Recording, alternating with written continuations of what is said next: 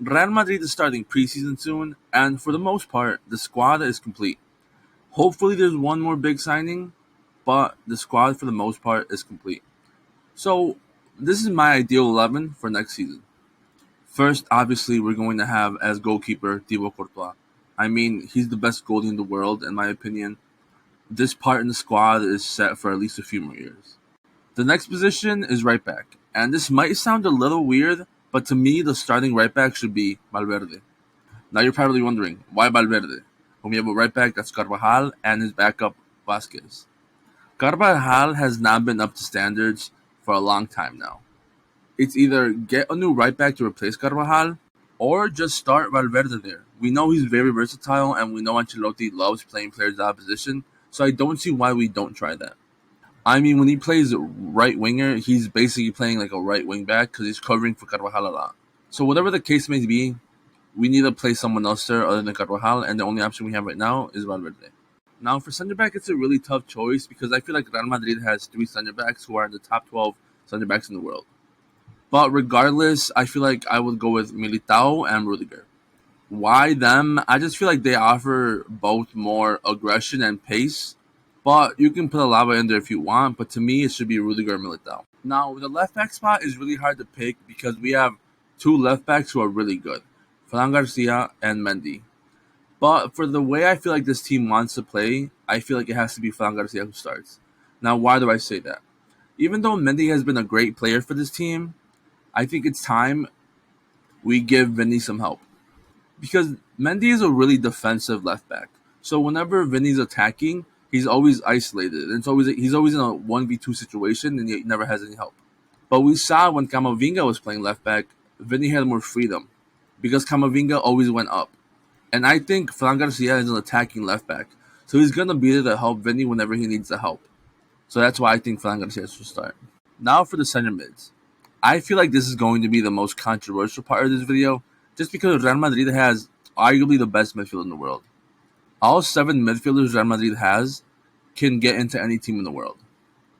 Easily.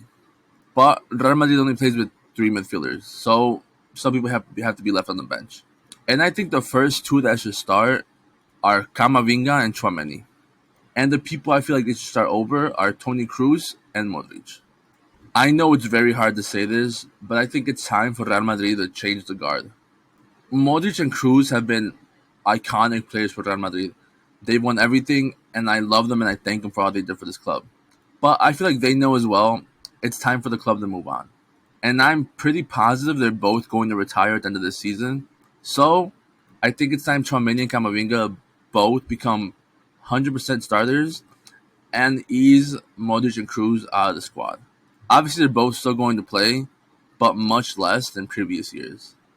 Now to complete this midfield trio, it's obviously going to be Jude Bellingham. I mean, he just turned 20, and he's a top 3 midfielder in the world. He won Bundesliga Player of the Year. There's absolutely no way this guy doesn't start every single game. If he's available, he is going to play, and I don't think any Madrid fan has any arguments against that. He's a generational talent. Next, for left winger, we have Vinicius Jr. And there's not much to say about this. He's the face of the club, our new number 7. Every single game he's there, he has to play. He brings the magic to this team. And this season, we make the push for the Ballon d'Or. Now for right winger, I feel like it's time to give Rodrigo his starting spot. With Asensio gone, Rodrigo now has no competition, and I feel like this is going to be his best season.